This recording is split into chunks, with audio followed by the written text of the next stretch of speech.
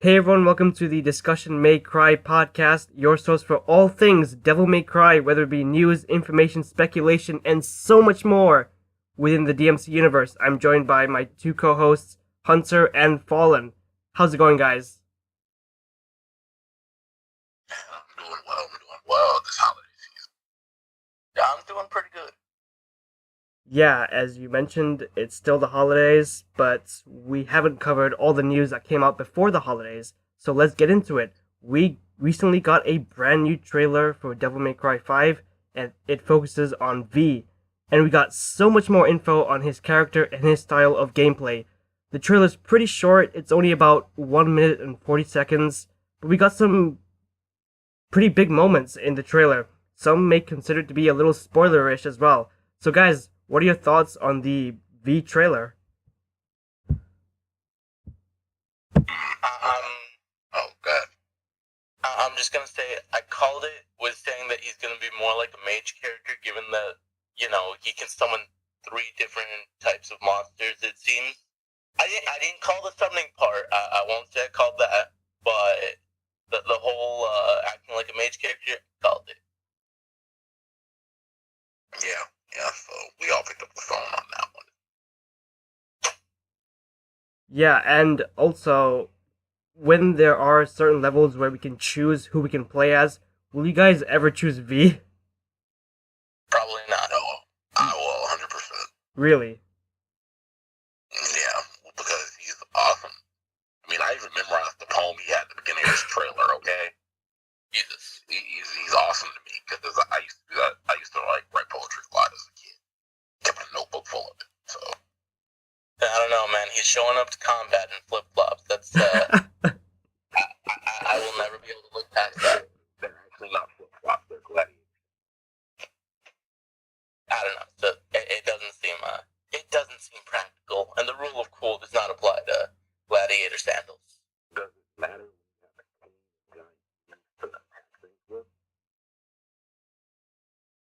I stand by what I said. I'm not a fan.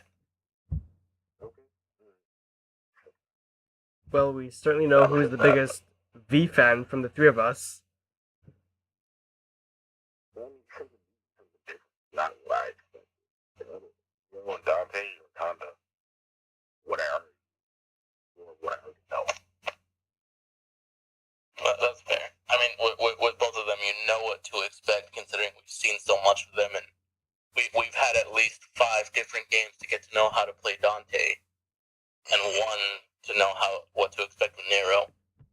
Yep.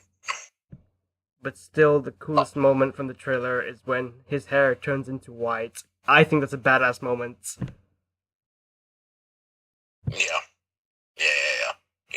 People are saying that and thing is, they're saying V's a normal human. I'm like, bullshit. He's not a normal human. If you can summon shit like that and change your hair color like that, yeah, you're not normal human. Yeah, that doesn't, that's not really normal. No, not really. And as I mentioned, some people consider a few moments in the trailer to be spoilerish. The big one is when Dante is on the floor and he's got blood on his face, and V seems to be turning on him or something. We're not exactly sure what the context is, but what do you guys think about that specific moment? What do you guys think this is leading to? Alright, a lot of people are assuming that he's possessed by one of the first theories I saw anyway, is he was possessed by the spirit of Virgil, but I doubt that. I feel like it's just some underlying feelings that V has for Dante. Yeah, that's possible. The Virgil theory, I'm kind of leaning towards that. Because he says if you hadn't existed, then I was like, oh shit, okay. Right. I would hate the fact that Dante exists more, Virgil, or he could also be the son of Mundus, which is something I've heard too. I mean, obviously, they're connected in some way through their past. It might not, it might have been an adventure that we might not have seen in Dante's repertoire. That's very true. Or you can take another part of the trailer where he says, "I am but 2 days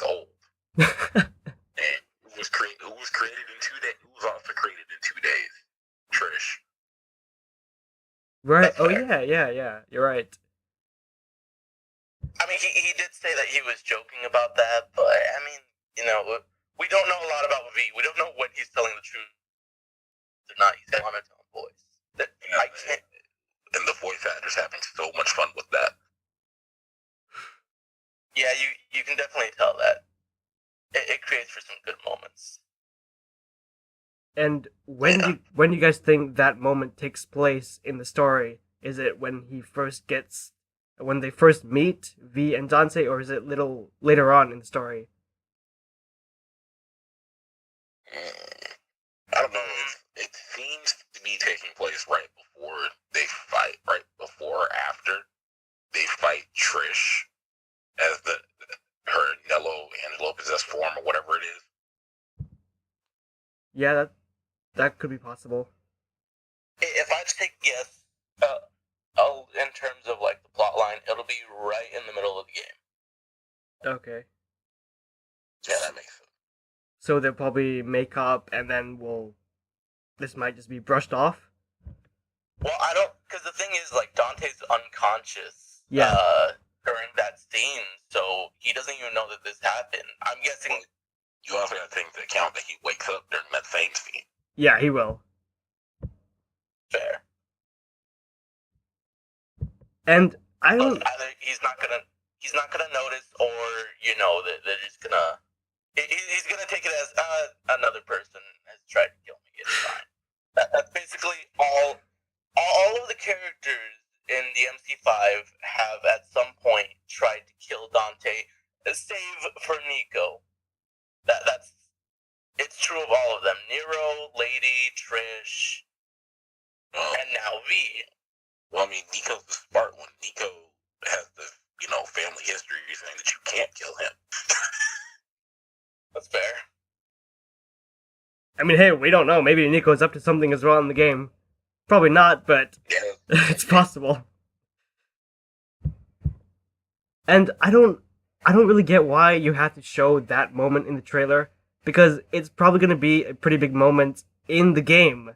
So I don't get why we have to see these moments in the trailer when they can just show us gameplay, just cool gameplay, and that's all we need, because we're already sold on the game. I mean, it gets people hyped up for the story and gets people speculating that that's what it's about. Yeah. Sure, but Yeah. just that specific moment, because it seems to be pretty important. One of the main characters seems to be turning on the other character, so... And there's already speculation on V on who this guy could be and where he's leading to, so... I mean, this is becoming a disturbing trend, even among any kind of trailer, even in movie trailers as of late. I mean, I didn't even go see Justice League because it spoiled too much for me. I didn't go see Aquaman because, again, it spoiled too much for me in the trailers leading up to the movie. So, I mean, yeah, this is happening with every trailer, not just this one. Yeah, also with Kingdom Hearts 3, it's about to come out, and they have shown us so much, too much. So this is why with Kingdom Hearts, I haven't taken a look at anything. Smart. Aside from like the very first trailer that had a bunch of gameplay, that's it. That's all I've seen. There's literally a trailer focusing on the final battle of the game. That's insane. Really? Yeah, we shouldn't be seeing any of this until the game gets released. So I just don't get this marketing tactic when we could just see the gameplay and all of us are sold. So I don't get it. Yeah. I don't get it either, but hey. I mean, in all fairness, I don't think it can be considered a spoiler for DMC5 because sure, it showed us that scene, but we don't know the context, we don't know the aftermath. We are still in the dark. It just brings more questions. It doesn't really answer anything for us. The only thing it tells us is that they might have a history together. That's it, and that's a might. We don't have any concrete evidence to support anything. Yeah, absolutely, and that's true. You're right. so it's not a major spoiler, but I really hope they don't show us a lot more than this in the upcoming trailers, because that's what I'm pretty nervous about, considering we have seen this with Kingdom Hearts, and like Hunter said, we've seen it in a bunch of other trailers where they just show us so much before the game or the movie gets released. So, and we're still 3 months away. We're probably going to get a few more trailers, so I really hope this doesn't happen with DMC5. Yeah, it shouldn't. I mean, I'll be honest, I haven't even spoiled myself on the demo that much. We'll talk about that later. Right. But I've only played the demo like twice, and I haven't touched it since because I just want something. I just want the feeling of newness to still be there when I pick the game. Yeah, that That's makes fair. sense. Yeah, and also we got, after the trailer, we got some more information about V, a few character details. So here's an article from Famitsu. The new protagonist V uses 3 demonic beasts, and he's a relatively easy to use character. So, the development teams revealed secrets on the third protagonist V. Let's get into some of this. V's abilities have finally been revealed. Please tell us more about the features of the demonic beast. And this is what Itsuno said. Shadow can freely change form and is a short-range type, while Griffin is a long-range type and can speak the human language. Summoning nightmares consumes your double trigger gauge, but it makes you become quite powerful. So yeah, they're just talking about V's abilities and the beasts that he uses. So guys, what do you think about V? So V summoning Nightmare allows him to become part demon himself for a short period of time. Yeah. Okay, alright, there you go. He's not a normal human. Damn. Well, that does. I mean, but wait. This is coming from a games journalist. We should take it with a grain of salt. No. This is from the inner. God damn it. Okay. I know. You had to be salty. Okay. Yeah, I'm always salty. What do you mean? Good point. Also, the interviewer asked another question about V's hair. When V summons Nightmare, we notice his hair becomes white, and Itsuna responds with, as V does not have a lot of demonic power, the demon beast possesses V's tattoo and hair. When a beast is summoned, the corresponding tattoo, etc. disappears. Originally, V's hair is white, and he does not have tattoos. Huh. Okay. Oh, that's interesting. That's what it says here, so... Well, And also, that this is was all what... kinds of confusing, but okay, I'll roll with it. This is what the senior producer had to say about V. We wanted to create a character that was part attack, part defense. While his beasts are attacking, V also needs defending. It is important to understand this during battle. Okay, so there's going to be a layer of strategy. More strategy than the other two characters. Yeah, that's definitely true. Okay, so they're all attack. He's like, nope, I gotta be defense too. Okay. Yeah, because, like we mentioned earlier, Dante and Nero are pretty similar when it comes to fighting styles, and this is something completely different, which is cool. So I like it. Yeah, and if you normally have a slower play style, it focuses, on that for that person. And the interviewer also asks, can the beasts be wounded? And this is what the senior producer had to say. Beasts can receive damage. If they receive a certain amount of damage, they will change into their core state and cannot attack. They can't be summoned again for a little while. And Itsuna responds with, as V doesn't possess demonic power, he cannot do things like double jump on his own. His magical beasts help him to evade. For example, V can use Shadow for evasion and to ride on. Instead of double jumping, V grabs Griffin and flies into the sky. For these evasions, V must call Beast back to his position. And Matt Walker had this to say about V. But this doesn't mean V doesn't attack at all. When your beasts have a demon near death, the demon will enter a staggered state and will turn a violet-like color. V must deliver the finishing blow by stabbing an enemy. Alright, so that's a lot of more information about V, and it's pretty interesting and pretty unique. What do you guys think? I think it's pretty cool. And plus, if you listen to Griffin, Griffin basically told us how his gameplay works in his first game. Yeah, I mean, we did see that whole V delivering the finishing blow thing when he Yeah. stabbed the demon, which I thought that was one of V's better moments that I very much enjoyed. It does bring a few questions to mind about how the gameplay will work, like using Griffin to glide through the air. Do you have to bring him back, or will he be like flying around and you have to time it right? Or like when you try to do the button command, is it like an instant thing, and how will that work in terms of visuals? Yeah, because it would look awkward in the middle of a fight. You just, like, start flying around. Yeah. Yeah, it's true. So I am quite excited to play as V, and I think he's gonna be a cool character. I know you're still concerned about the flip flops, but other than that, I think he's pretty cool. Yeah, I don't know. I don't know why I pointed that out. I should have looked that up. Maybe he would have liked the character more if I did. Look, I'm not gonna lie, I didn't notice until you pointed it out. See? And now I'm just hung up on it. I keep every time I look at him, I'm like, damn flip flops. I see them. Yeah, it definitely stands out. I mean, it's better than him wearing high heels, so I mean, I'll take the flip flops. That would just be bad. Yeah, that's fuck yeah, if you wore high heels, that would have been another weapon for him to stab things with, though.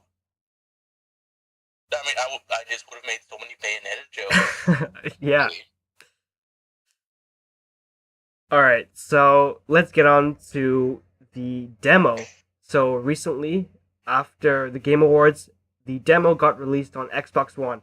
Now, me and Fallen were not able to play it because we have a PS4, but Hunter, you did get a chance to go through the demo. So this is all going to be you. What do you think about the demo, and what are your thoughts on Okay, alright. gameplay? I'm gonna say this. If you're used to the reboot, because that's what I ended up playing while I was downloading. The download took way longer than expected for a demo. So I was like, okay. And then when I got into the demo, the controls felt very weird because I wasn't used to the old school DMC playstyle anymore. It just wasn't something I was used to after the reboot. A lot of things felt really clunky to get back used to again. But I will say that the guns felt really good. Well, Blue Rose felt good anyway. You only get one weapon, one projectile weapon anyway. The Devil Breakers are kind of you gotta get used to the Devil Breakers, man. I ended up using Gerbera a lot. I didn't use the other ones like Overture and stuff like that because Gerbera also served as burst of movement, but you could also launch enemies into the air with it and do follow-up air combos with that. So you can use like for example, you can use Gerbera to launch an enemy into the air, and you can follow it up with Caliber, and then you can go Hell Splitter and just go crazy with it. So it's not that bad. But when they do break it, you get the little wire. The wire's okay. I mean, it's got shorter range. It's not as long as it was in the Gamescom demo. Maybe they're in the games, like one of the other trailers, I think. Wasn't bad. The movement was really good. The sprint it moved a little bit faster because sprint was already unlocked at this point in the demo for you. Okay, but let's go more into just normal combat without the Devil Breakers and such. Yeah.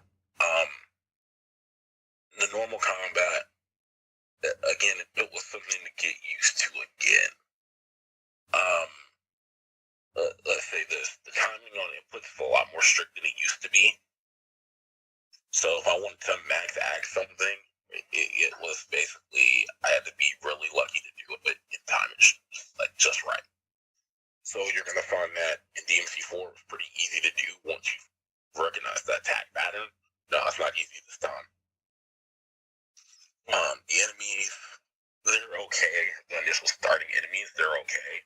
Then you start fighting enemies from like different games of the series, like the sloths and stuff with the size feels pretty cool. There's different aerial enemies that allow you to do air combos because you can bring all the enemies up with you into the air at one time, time it right. But the thing that gave me the most difficulty was the boss fight. Because that boss fight is legitimately difficult because you have different hazards you didn't have to consider before. There's parts of the stage where there was one part where I got him down to the second level, and all this is in the Gamescom demo, so if you've seen gameplay of the Gamescom demo, you'll know what I'm talking about. When I was fighting Goliath on the bridge, he brought me down to the church, and I was like, okay, cool, and then he starts throwing fire out of his stomach out of nowhere. I knew to stay away from it, watch the gameplay, but he did something I didn't expect later on.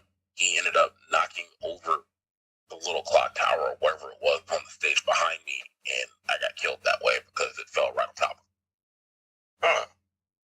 So, yeah, the environment does a lot of damage to you and also to your enemies. So you can use a lot of things and do a lot of things, and not everything. And as far as speaking of the environment, you know how you used to destroy objects and they give you red orbs? Not everything in the environment gives you red orbs anymore. I went through a whole level destroying everything, and I got like no red orbs from anything at all. Wow. Damn. You get them from little clusters around the level. You don't get them from just destroying like random tables and chairs anymore. And there's puzzle solving. I had to solve a puzzle in order to move on to the next area to fight the boss. And you saw in one of the trailers where you have to go to a phone booth, and that's when Nico would show up. And in the full game, you'd be able to trade items and weapons and upgrade your skills with Nico's van. And she'll drive in from off screen from some ludicrous place. You don't know where the hell she came from. So, it's not bad. The demo, as far as gameplay-wise and combat-wise goes, once you figure out all the skills, you'll be doing you'll be doing like an S rank in a couple of hours. Wow. Not that any game journals would be able to do it, but yeah. Damn, we're coming back with the stuff. I like it. Yeah, I'm coming back with it. But the demo is really good, and I'm going to rate it at a 4 out of 5 because there were I did notice a bug, and it bothered me. What was it? The bug that bothered me is when I taunted as Nero, he didn't have all his facial expressions down. He didn't move his lips at all when he was taunting. You could hear the voice coming out of his mouth, but he didn't have flaps for it. Oh, got it. Okay. That sounds scary. Yeah, I'm like, what the hell are you, a ventriloquist right now? And the thing is that they've been working on this game so long. Should somebody have QA tested that already? Really? Yeah, you would think that someone would use the taunts. Yeah, someone would have noticed it. And then there's some hidden skills that there was a hidden taunt that I apparently didn't find out about until after I finished the demo.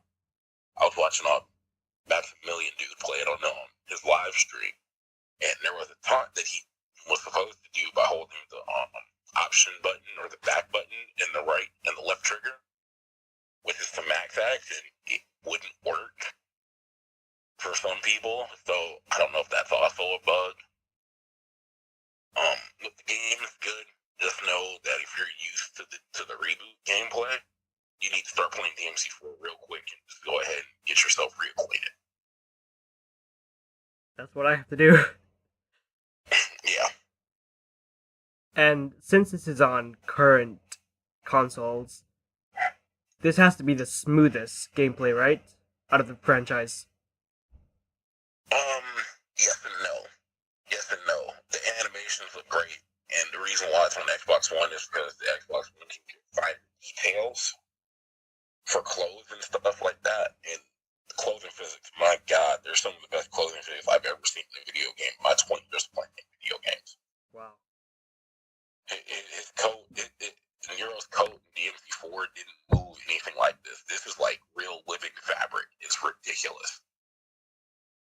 come so far in gaming.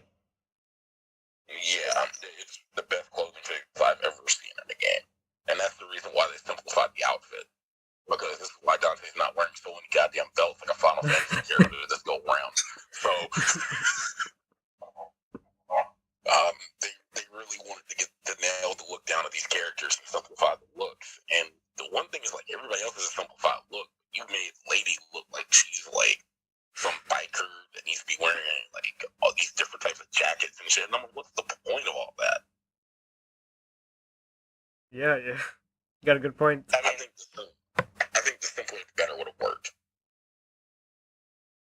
Yeah, She looks good, and I'm fine with her look. she looks better than Trish. Well, I mean, that's debatable. But, that's debatable. If they kept Lady's DMC4 look, I would have been happy. Because it would have looked better in that art. It would have looked better with the current art direction they're taking now. Especially running on the RE engine. And there are some things that do bother me about the RE engine and those little nitpicks about it. But that's more from a amateur developer standpoint than it is anything else. Gotcha.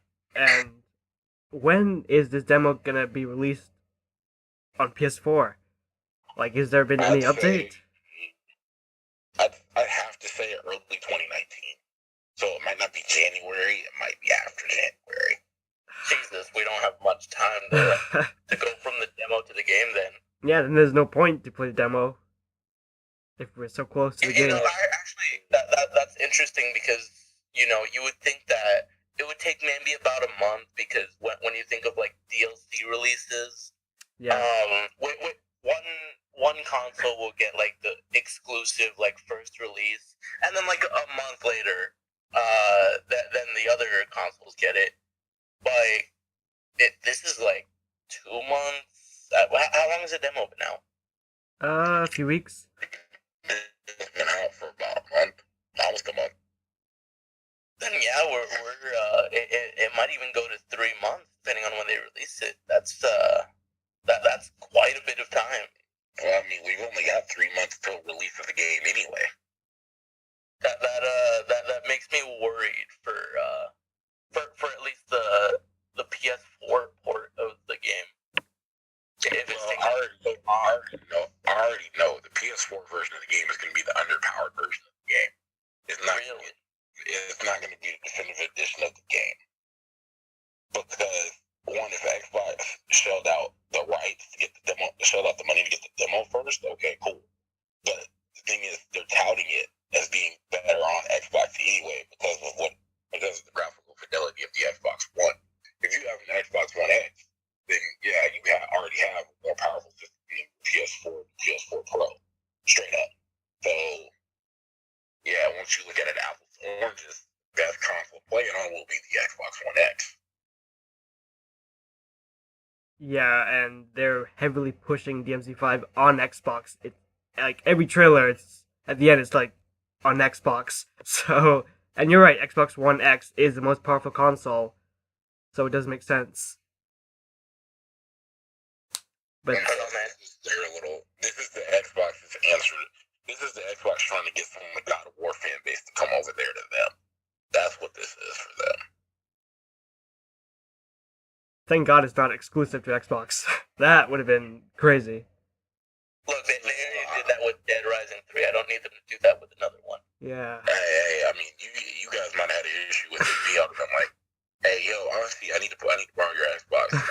I can just go ahead and just go in her room and get it. So it ain't no big deal. At least for me, anyway. It would have been a massive deal. I would have gotten Xbox just for that. It probably would have made me consider getting an Xbox, but it wouldn't. Hey, the Xbox One S is only like it's cheaper than the One X, and the One S probably will run it just as good. Yeah, especially during the holidays, it's pretty cheap. So. Alright, yeah. So I'm still excited to play the demo. If it comes closer to the release, I might not even play it because what's the point? There's not much time, so I'll just wait. But if it comes out in January, I'll play it at least once. So yeah, I'm excited still. for me, 4 out of 5. I had a little gripes here and there, but the demo's good. Yeah, and 4 out of 5 is still a very strong score, so that's great to hear. Yeah, and especially since that 4 out of 5 is just a nitpick. So Yeah. Yeah, this just gets me more excited to play the game. Alright, so on our last podcast, we were discussing the brand new theme song for V, Crimson Cloud. And Hunter, you were not on that episode, but you did give us your thoughts on the song, and you said it is the best song for DMC5. And we completely disagree with you. So That's about to, we're about to throw some hands. So Okay, we're going to be talking about Devil Trigger versus Crimson Cloud. What is the better song? So okay. you can go first, All right, Hunter. Yeah. who wants to take it first? Oh, okay. I'm about to say, all right, you want to throw the punches? Go ahead. Okay, all right. I don't.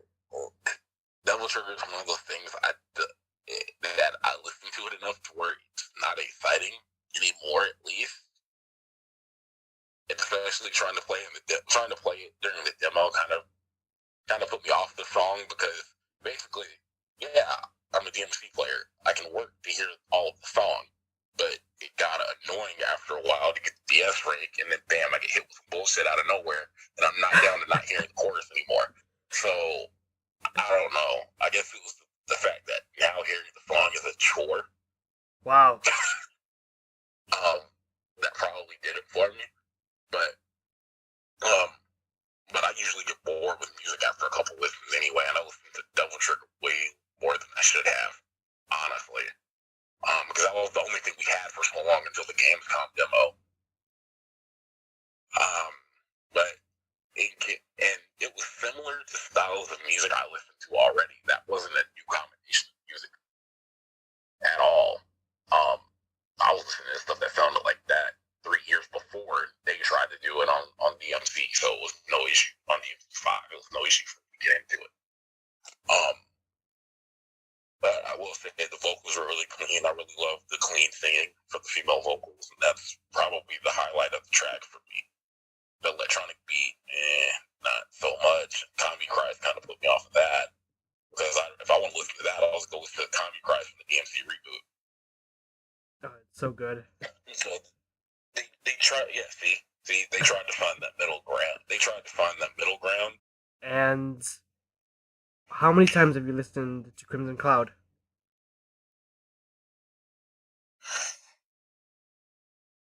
No, he's gone. All right, that settles it. I didn't even have to say anything, and I won. There we go. We won. Devil Trigger's the best. Oh, are you back? What? I thought you were gonna defend Subhuman. See, I feel like how this is. I'm here. I didn't leave. Oh, here you are. Okay. Oh, shit, he's returned for battle. Yeah, I didn't leave. But okay. Here's my thing with Crimson Cloud. I've listened to it way more than I have Devil Trigger. Just Wow. doing normal stuff in my. And reason being is it sounded like music that it harkens back to like the old school dark wave type music and old school goth music from back in the day. It's like you listen to the 17 Seconds album by The Cure, and you can hear a lot of that influence, and you can hear a lot of that same energy on that album. Yeah, it was really cool. Yeah, it felt like he was. It gives you the feeling that V is on safari.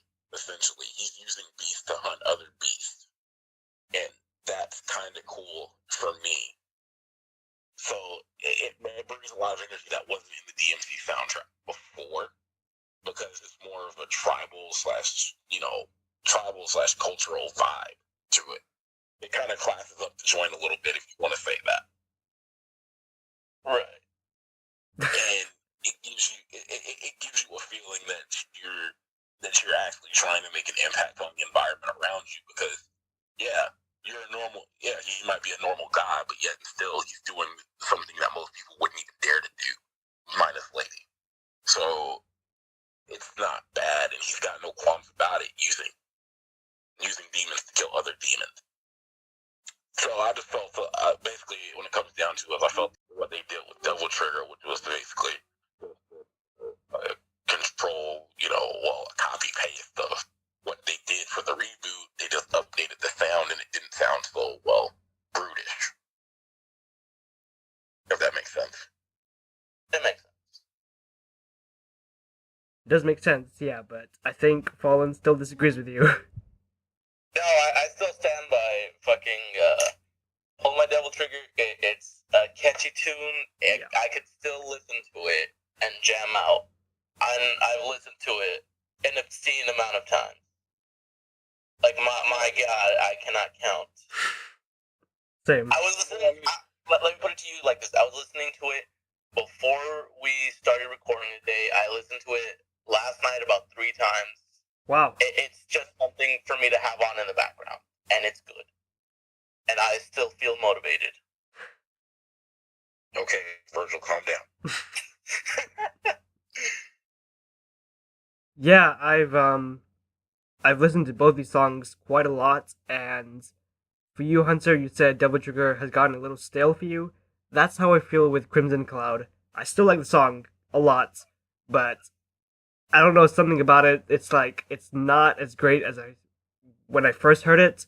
But as for Devil Trigger, I've listened to it countless times, and it's still just as good. I absolutely love the song, and yeah, it is more catchier, sticks in my head, and like Fallen, I can listen to it 3, 4, 5 times a day, and it's still great. I never get tired of it. Yeah. Well, I'm thinking it's just a personal taste thing for me. Right. Because I've never been mainstream as far as music taste goes, so nothing really sounds new anymore. So yeah, I guess. But Crimson Cloud is still a really good song. No, I'm not saying no. It's a good song. Right. Yeah, What about Subhuman, guys? I mean, come on. Any love for that song? You have no. Well, here's the thing about Subhuman. They did remix the vocals Yeah. track.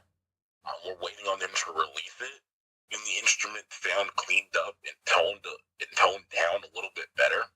So it's like, yeah, granted, the things that happened with Suicide Silence weren't that great. The lyrics weren't that great, but guess what? The lyrics don't need to be great when you got the guitar that sounds like that. Once you can finally hear and appreciate the instruments the way they should, then yeah, it's no big deal for me. I find the chorus pretty catchy for Subhuman. I don't know, maybe just me. Yeah, no. I don't like it to the ground till the day I die. Like I say, I'm not listening to it for the lyrics though, so it's no big deal. I'm a man who the entire thing has to be good. I can't appreciate just one part. Right. If there's one thing that is off to me, then the entire thing is off to me. It's got to all coalesce together. Okay, I can see that. It's like chocolate and peanut butter. Yeah, exactly. Okay. There we go. So, yeah, hey, Devil Trigger, Crimson Cloud, we love both of them.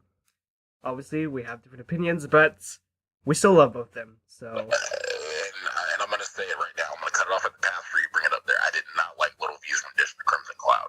Oh, yeah, that's our next topic. We'll get into that. So, Little V Okay. also put out his version of Crimson Cloud. He's done pretty much every Devil May Cry song, and with Crimson Cloud being out, he also did a version of that. I liked it. I thought it was pretty cool. It was his own take on it, and I like his music. I like everything he does, or most things he does. And this was another one that I thought, it's pretty good. It's not as good as the original, but it's still pretty good. And you do not like it. No, he ruined the pacing of it. Okay, I can see that, yeah. He ruined the pacing and kind of killed most of the energy. Wow. Because in my opinion, it wasn't meant to be played that fast.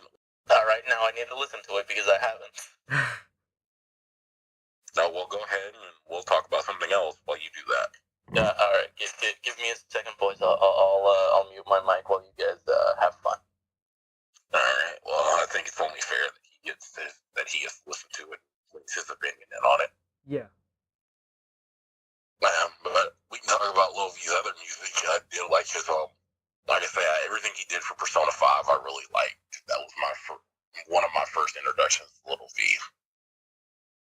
my introduction was Devil Trigger, and I've been subscribed to him for the past few months, and I think he's super talented. So Oh yeah, no doubt about that. I'm not taking away from the man's talent because I yeah, didn't like a song he did. but you did like his Uh, Subhuman rendition, right? yeah, his subhuman rendition was more fit his style more and fit the more traditional metal style. So it was cool for me. Right. I want him to do some Combi Christ songs. Man, you can't. That's the one thing about Combi Christ that I can say that's good. As somebody who was a fan of them before DMC, it's like you can't replicate Combi Christ. Yeah, they're so unique, so good. I love their songs. Super underrated. Nobody really talks about them. Oh no, we talk about them all the time in the circles I hang out with. We talk about them all the time. It's just like I'm so into the metal community that it's like I talk about the fringe acts on the metal community, and they're one of them because they put so much techno influence into their music, into their metal. It's kind of ridiculous. Yeah, so I just gotta get some new circles, I guess, because no one talks about them other than when I bring up DMC, the reboot. But yeah, I mean, Yeah, well, they had some of the better stuff on the soundtrack. So yeah, I mean, I'll listen to Give Me Death Race before I listen to no offense to Devil Trigger, but I'll listen to Give Me Death Race more than I will for that song. wow. And Combi Christ was so good that even people that hate the reboot love the soundtrack, which goes to show how good the songs were in the reboot. Oh yeah, because they know what they're doing, man. I mean, they had to compete with stuff like Rammstein. You can't compete with Rammstein anymore. You can't do it, but they tried. And it perfectly fit the tone of the game, so I loved it. It was more. I don't know. It's like they kind of drew the line between metal, punk, and techno, and just kind of like they rode the line, and then at some point they just went over it. I don't know. I think in a past life I should have been a music critic, but whatever. I mean, hey, you still can. Yeah, that's true. I just have to get what they call a journalism degree. Oh yeah, that. Gentlemen, I have returned with my review. All right. Oh Lord, all right. Yeah. Go ahead. Okay. I didn't like it. Whoa. Okay. At one point we agree. Yeah, but I like Little V. I've enjoyed his covers of most of the other songs, save for Subhuman, because to me that song is irredeemable because of the lyrics. But with this one, again, it's the lyrics for me. Just the delivery, I'm not a fan of. The lyrics themselves are good, and I do like what he did with the guitar. It really pumped me up at the beginning of the song, but once he started with the lyrical delivery, it pulled me right back out. Yeah, it's like it was suited for that one. It was suited for that one female singer and no one else.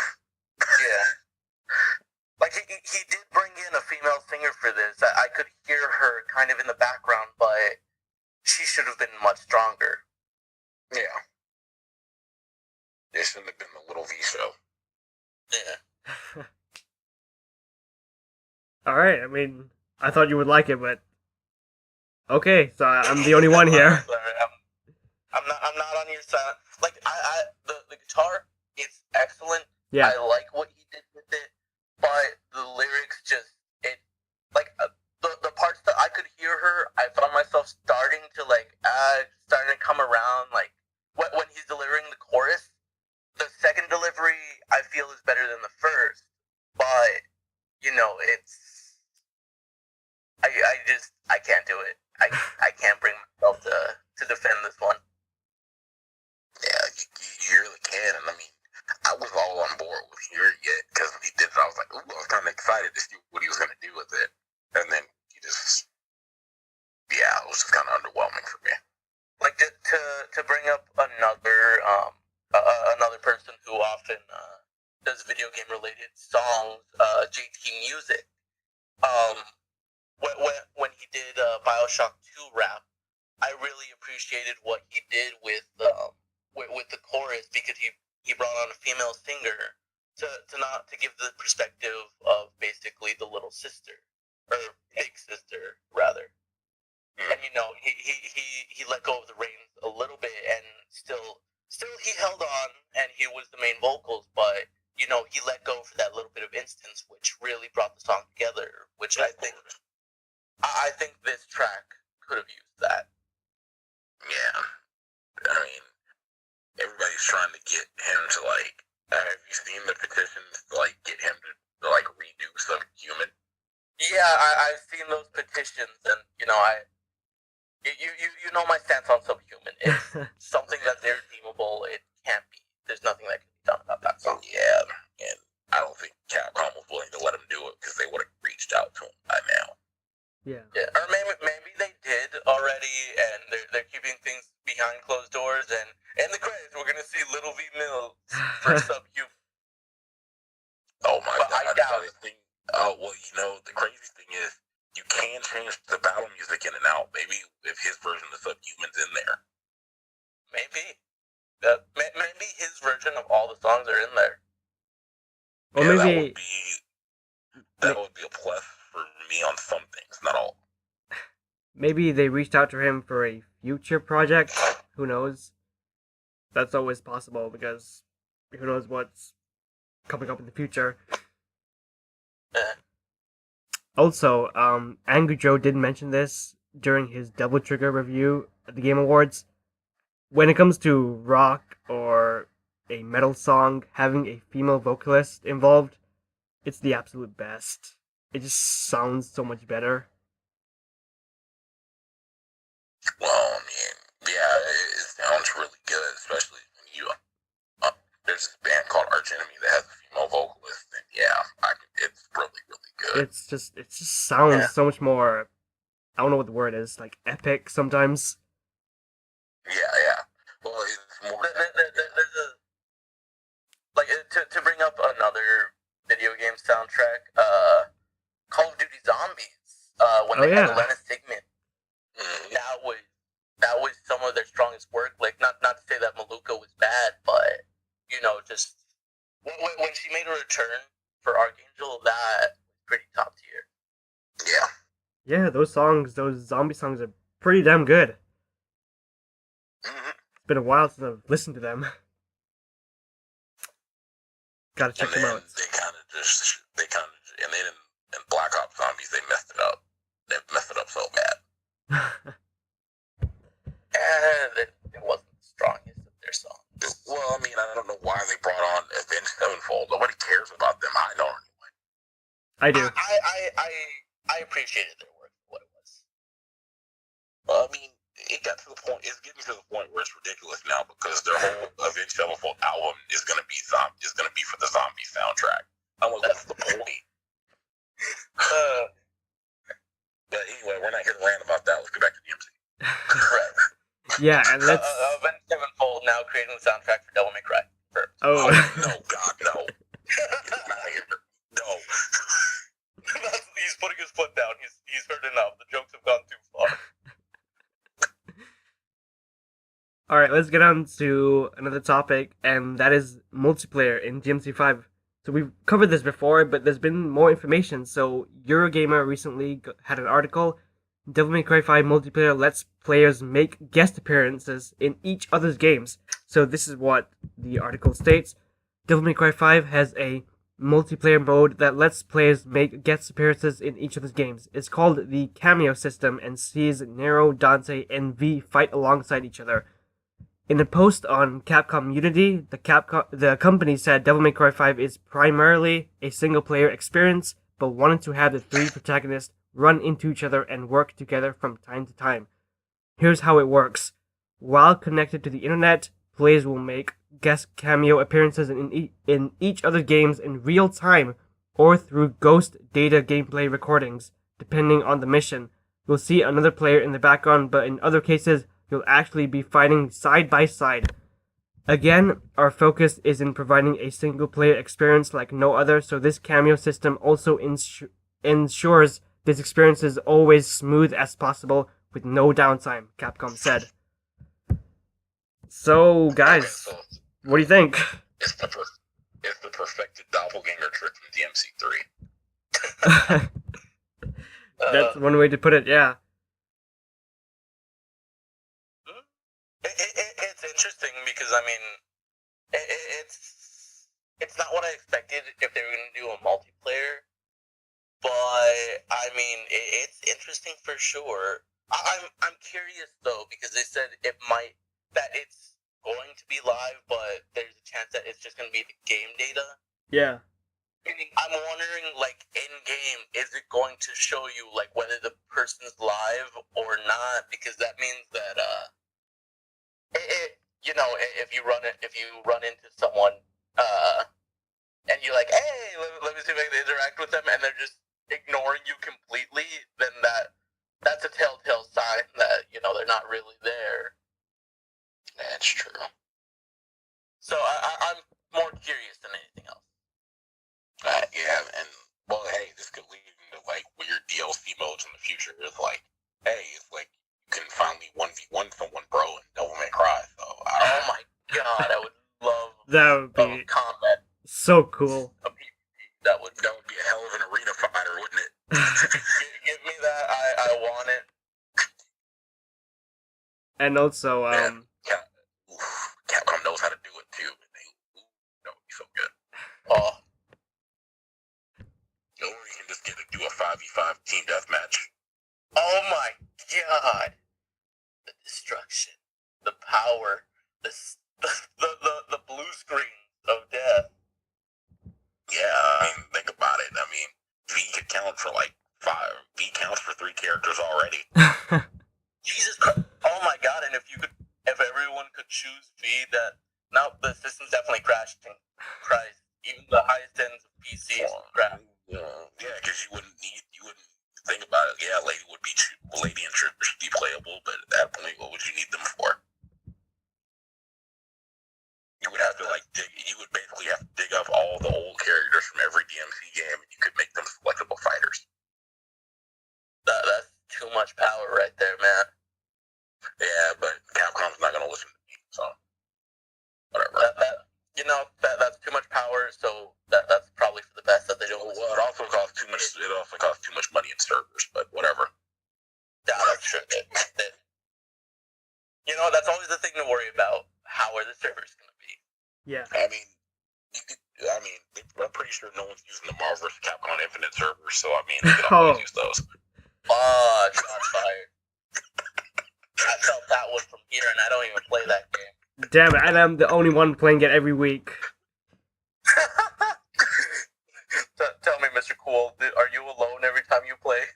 It's online? It's not really easy to get a game, yeah. Damn, that one especially hurts then. I'll pour one out for you, buddy. But hey, I mean, there's still lobbies. Wow. It's impossible to find a ranked match. So. That was like a shot across the bow. I'm sorry about that. Damn. Fucking, that was a headshot. Confirmed. Kill confirmed, man. Pick up the tags. Yeah. Oh shit. Okay. Alright, and also in the article, it also states, when you finish a mission with a cameo appearance, you can rate the other players stylish if you reckon they've put on a good show. If you get a stylish rating from another player, you'll get rewards.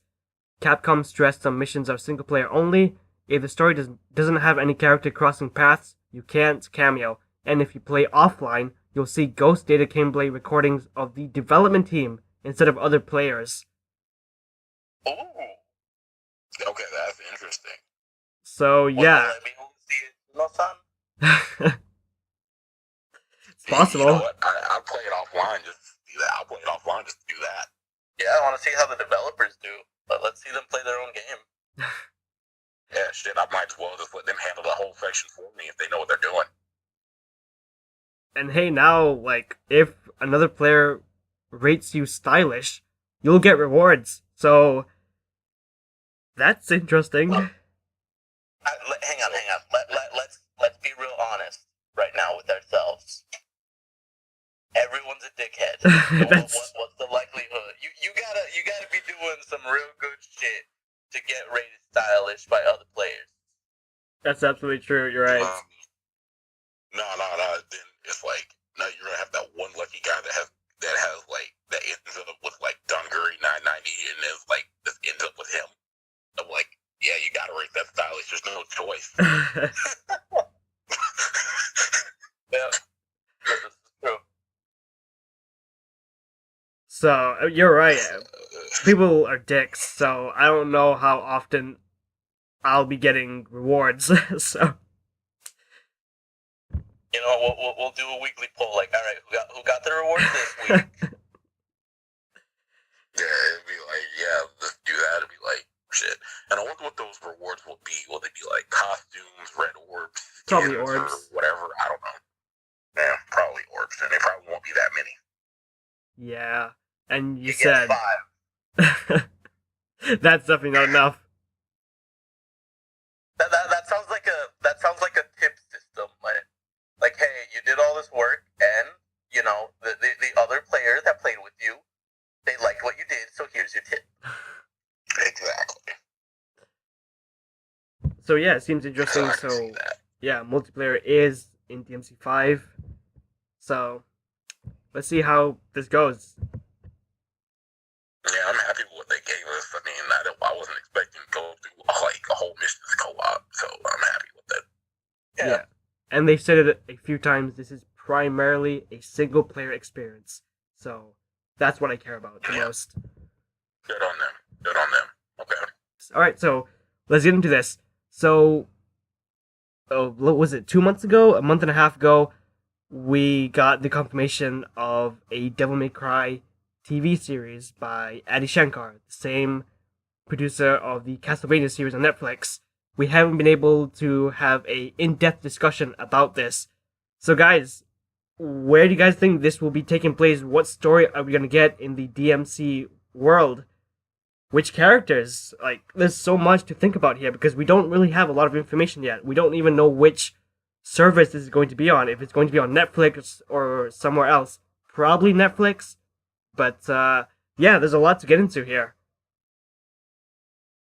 Well, I think it's gonna. I think if it starts anywhere, it's probably gonna do what I would call a reverse time skip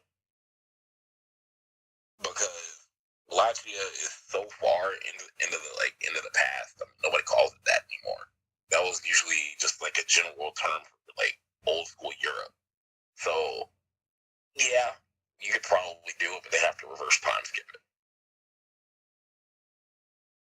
Yeah, that makes more sense. Now, if it was to cover the Belmonts in the modern day, which they do go into,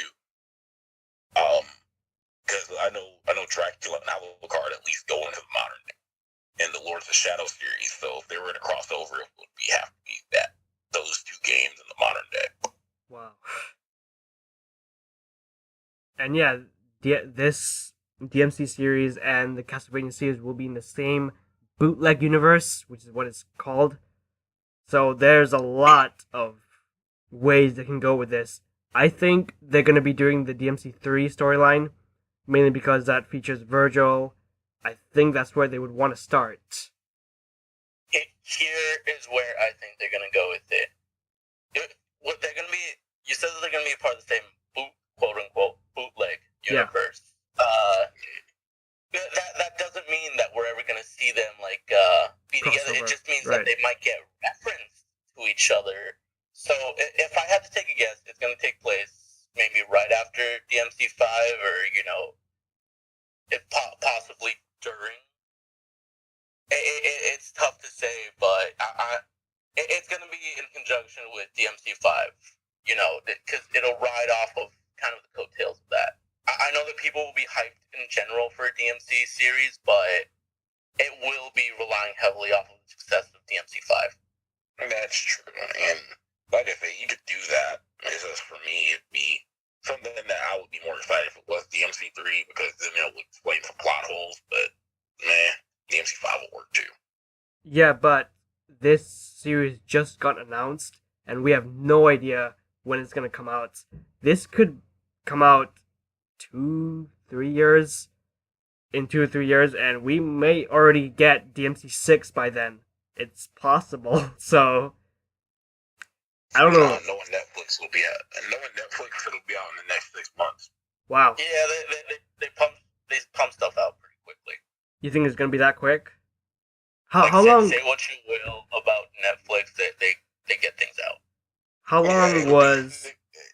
Let's see.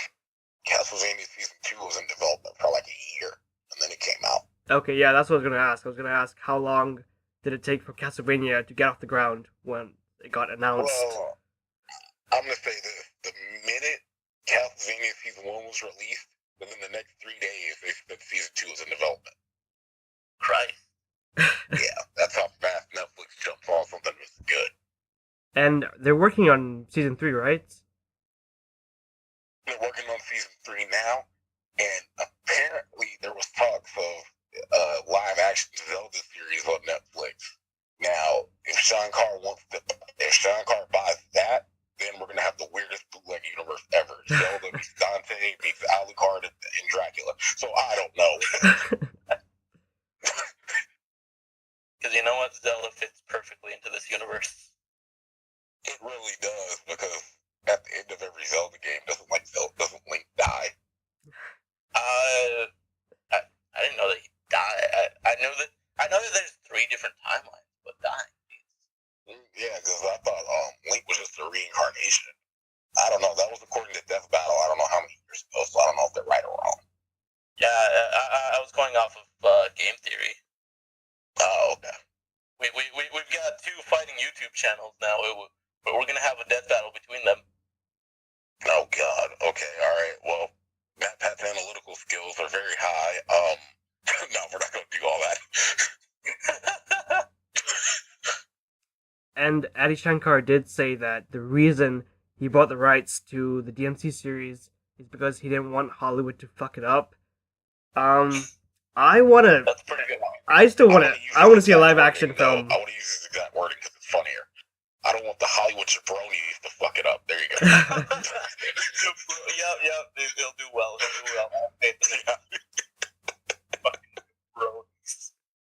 I mean, like, I still want to see a live action DMC film someday.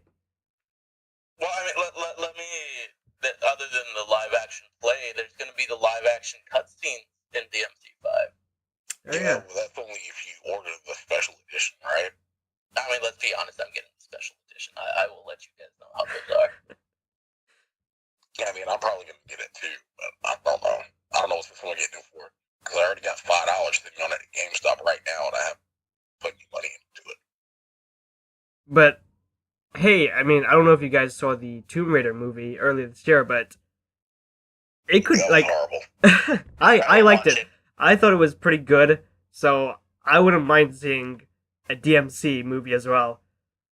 Well, it depends on who's making it. Right. Yeah. It depends on the casting. Because if Adi Shankar bought rights, he might have just bought the rights to the animation.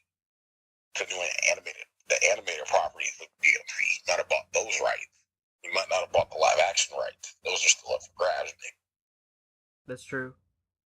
And All right, let's start a GoFundMe so that we can buy the live action rights. It would be in the hands of the fans to get something like that right, but I mean, I've seen a fan animated DMC project many years ago on YouTube, and it was terrible.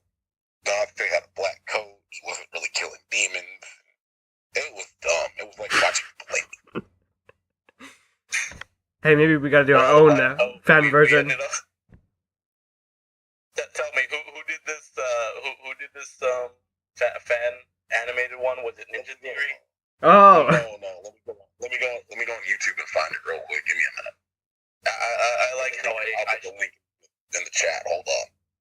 I fired shots at it for fucking Ninja Theory, and I actually enjoyed their fucking DMC. What am I doing? Oh man. But yeah, I mean, as you guys said, Netflix is pretty fast, so maybe I'm wrong. It won't take 2 to 3 years. Maybe it'll be faster. And like, damn, if we get 10, 11, 12 episodes of this, it's gonna be, hey, just a day full of DMC for me. Just binging every episode, the entire series. So I'm excited, and I've heard I'm looking for that movie. Give me a minute. yeah, I've heard great things about Castlevania, and Adi Shankar is super talented, super weird, super creative. So I think it's gonna be Wait, pretty cool. you still haven't seen Castlevania? Nah, I didn't get a chance to see it. It's alright, I haven't seen it either. Oh, good. This shit's gonna- This is not me only.